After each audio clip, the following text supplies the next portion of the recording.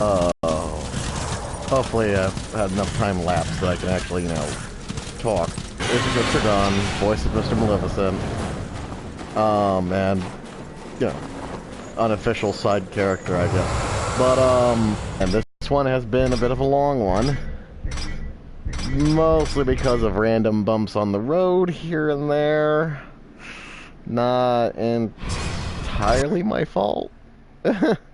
Yeah, that and really dodgy internet. I finally found a way to fix that problem. But that has nothing to do with this game. Darksiders, The Wrath of War, which was its tagline. That's kind of what my official subtitle is for the game. I also jokingly call it Darksiders, The Legend of War. And the biggest reason I do that is because there is a ton of Legend of Zelda in this game. And I mean a crazy amount of Legend of Zelda in this game.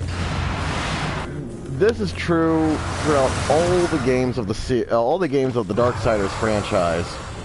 Is that, well, they really do wear their inspirations on their sleeves. But would I call that a ripoff? Would I be horribly bothered by it? No, not really. Which is kind of surprising. You think that kind of shit up, you're like, eh. But every game, I will really say, feels different. And heck, especially when it comes to the second one, there ain't any reason not to play either stuff. It's good on my part. But yeah, I mean, I'm a Legend of Zelda fan, and a game trying to do its formula. Sure. I mean, hell, combat's much more fluid in this than it is in Legend of Zelda. That's true. Although I never played Breath of the Wild, so I don't know if that combat's any different. I mean, I've watched it, I just haven't played it. Don't get me wrong, I do like Legend of Zelda, but the combat in this game is so fluid, and yet still extremely simple. I mean, there's one attack button for your sword, or for the Chaos Eater, and there's an attack button for a sub-weapon, whether it be the Harvester or the Tremor Gauntlet. I personally prefer the Harvester, but again, that's the Reaper goth love in me. I can't help myself.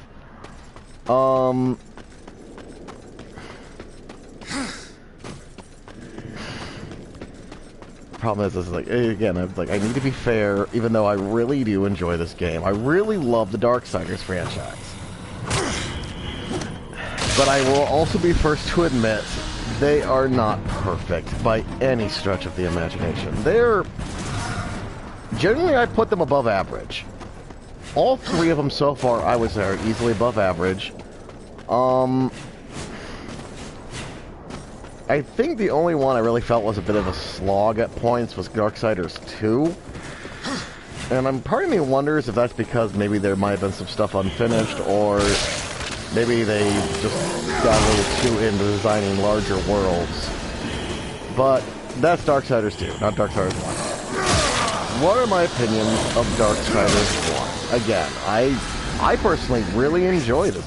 I honestly, when this was announced, I knew I would get this on release. And not necessarily because of anything I saw in gameplay, not necessarily because of anything I read. It's because this allows me to do the fantasy I've always wanted to do as a child, and that was play a game where you play as the four horsemen of the apocalypse. Growing up, I couldn't find anything that would give me that option. Now granted, this one only gave me the option to play as War, but I was willing to concede that being enough for now, hoping that we could play as the others down the road. And, well, this game didn't disappoint me in that regard. I actually had a lot of fun with it. I mean, shoo, I played this game a lot. As you could tell when I was doing this as Mr. Maleficent, I actually have a player's guide for this game, but I never used it for that playthrough because I pretty much memorized where a good chunk of the stuff in this game are. I will, but you can also tell there are some things I might have forgotten, but for the overall, yeah, I knew what goes down in this game. That also holds true for the second game, not so much the third yet. I've only gone through the third game twice. Okay, almost twice. I haven't quite finished my second playthrough. Only because part of me's kind of waiting for that DLC, and the other part of me's like, well, I don't want to start over again just yet, even though it has a new Game Plus feature. More so than the other two. Well, no, that's right. I forgot. Darksiders 2 does have a new Game Plus feature, but you can only do it once. Which, man, that game gets a lot harder in your second playthrough. It's kind of like Batman in that regard. But as, you know, previously stated, this game wears its inspiration of Legend of Zelda heavily on its sleeve. I mean, I guess if you're gonna... Who wants to rip off? But if you're gonna... Okay, fine. If you're gonna rip off anything, Legend of Zelda works for war. Because, just think about it. Link himself is a walking fucking armory. Now it's just a lot more obvious.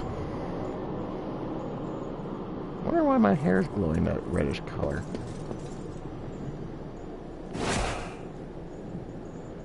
What the fuck?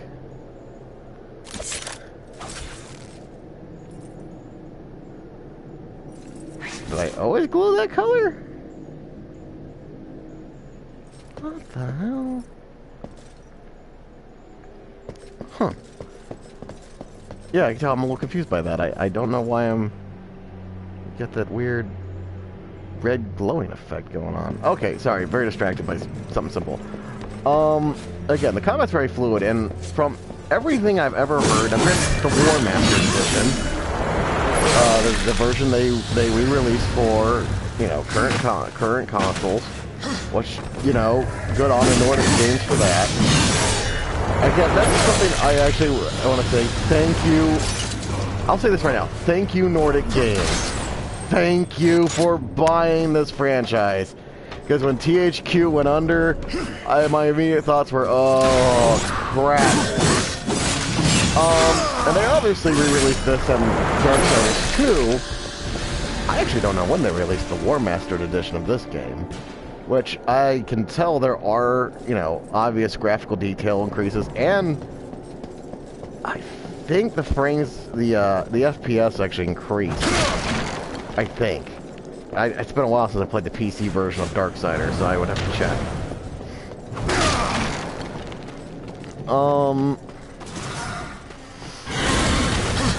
But yeah, again, it runs great. Actually, and again, the one staple of the Darksiders franchise that was brought up by Total Biscuit years ago was how well the Darksiders games run on almost any system. Or any computer, but a lot of computers, even the older gen. Now, I don't know about Darksiders 3. And as you guys saw, with my playthrough as Mr. Maleficent, the game crashed on me in the final fight. That's never happened to me before in any version of the game I've played. I've never had this game crash on me before. So I don't know what happened there. That required me to look that up. Because, yeah, the game just died. That was a first. I'll admit, hardcore gamers may find this game a little easy. I mean, fuck, I found this incredibly easy playing on apocalyptic difficulty. Now, granted, I have played apocalyptic difficulty before. But, doesn't it? Again, I've also... Hell, if I'm going to play apocalyptic difficulty without the abyssal armor. But honestly, I don't remember the abyssal armor with life leech. I don't remember if it always had that ability, and if it did, I obviously never noticed. I don't know if that's something new in the War Master Edition, or something that's always been there, but good lord, that made this stupidly easy. Actually, what I'm playing right now is actually my old save on normal difficulty. Yes, you can see why enemies are dying by that truckload. Even more so than my apocalyptic difficulty playthrough. I've actually been trying to play the second game on definitive difficulty. Holy shit, that's hard. At least it wasn't beginning. We'll see how it sorry. Again, off topic. Again, I really like the game. The graphics are alright. I'm not really much, again, I bring this up constantly. I'm not much of a graphics guy. So it's really difficult for me to really judge graphics, only because I've never held sway to realism in my games. I've never held sway to having the most realistic looking graphics. If it looks good, it looks good. I mean, that's me, but you can have an 8-bit game look really fucking good, and I'd be happy. Look at, okay, maybe not 8-bit, but look at Shovel Knight. That game's beautiful. And it's like, what, 16-bit? Maybe a little bit more? I don't remember the number but it is supposed to be like almost original Nintendo graphics, and I repeat, almost. This game, again, it's serviceable. I like it.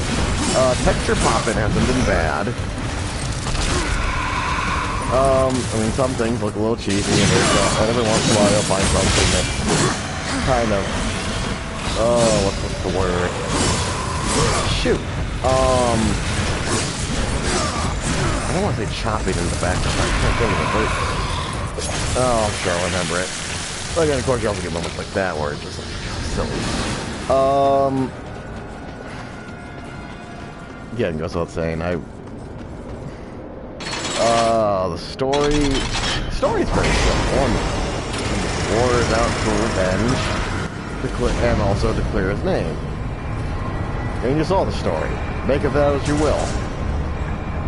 It's simple, it's serviceable, and there's a few things here and there that you kind of raise your eyebrow. There is, if there's anything I will say it's kind of a downside of the story, is that you can tell it's definitely setting up bigger events. There were bigger things that happened and will go down. And honestly, the game serves that in purpose of, it's just introducing you to the lore of the Darksiders universe. And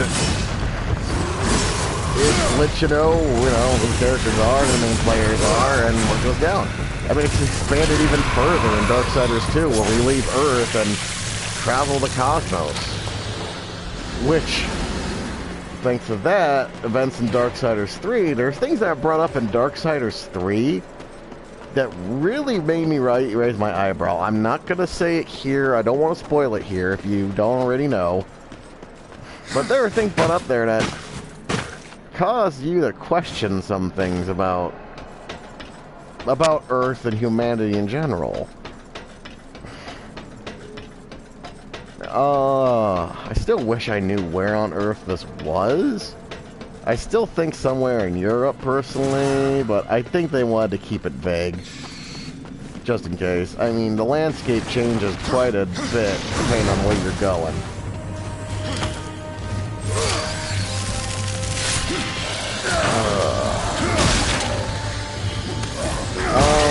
I should add, like, I don't know, final thoughts on this? There's not much else for me to add. I mean, weapons are serviceable, the story's fine.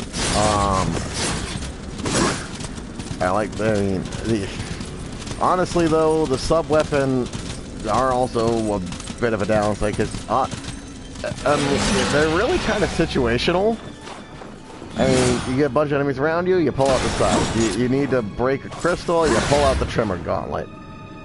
This is the weapon I use the least, is the Tremor Gauntlet. Because when I did play the game again before I did it with Mr. Maleficent, the combo of the Abyssal Chain and the Tremor Gauntlet is actually really helpful, because when the Tremor Gauntlet knocks enemies away, you can use the Abyssal Chain to bring them back. So, yeah, a little bit of give and take there. Can I jump there from here?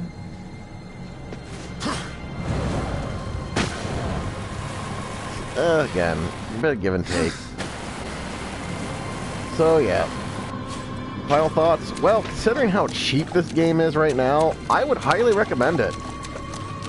It's not going to cost you a pretty penny. There's no fancy DLC or season pass bullcrap involved with it. Nuts. Yeah, I would highly recommend it. I would give it a try, and compared to all three, if you don't know if you're really going to get into the lore or not, this one eases you into it, because the other two expect you to know the lore before you come into those. But again, well, as much as the lore that's been revealed. I mean, there's a lot of stuff they expand upon in those, which is great. But if you don't know anything about Darksiders, and you come in without playing the first one, you might be a little lost on a few details. Not everything. They do try to fill in some gaps, but it's better to have played this one first. So, considering the other two games are essentially like interquels, it's really weird. Like kind of a prequel and interquel at the same time. You'll see. But yeah, I recommend it. It's again, right now, it's last time, I don't know, I bought this like a little over 20 bucks. It's pretty cheap. I don't know what it's going for on Steam. At least right now. But yeah, if you're into a fun action game, well, action adventure, I guess, and you know, it's a very catch-all term when people don't know how to classify stuff, but it's a serviceable action game. It's not the complexity of combat Devil May Cry, it's not the difficulty of Dark Souls, and it's not the puzzles of Portal, but, you know, it's still a good time, and it's not horribly long. So, yeah, if you don't want to buy it, then I just have to give it a rent and give it a go. But yeah, that's my thoughts. If you don't mind, I am just gonna roam the wastes. And when it comes to the next episode, Mr. Maleficent Plays, as I had stated with him, I don't know exactly what I'm going to do yet. I don't know if I'm going to do... I might put a poll on Twitter of 3 game choices. One of them is going to be the sequel, Darksiders 2, Death Rides. But I also have 2 others I might put on the list. There's actually a game that came out recently that's made me raise my eyebrow, and I might check it out. But since I don't own it, I can't put it on the list. And I'm certain if people have like requests for PS4 games I have already play on the PS4, I might have to start a Patreon because I can't afford it a lot. Right now, it's just what I have. I will tell you, odds are I'm probably not going to put Skyrim or Dragon Age Inquisition on there because they're just so long. That'd be a Mr. Maleficent Plays for eternity. If I ever do those, they will probably have to be an off and on kind of thing, because those games are long.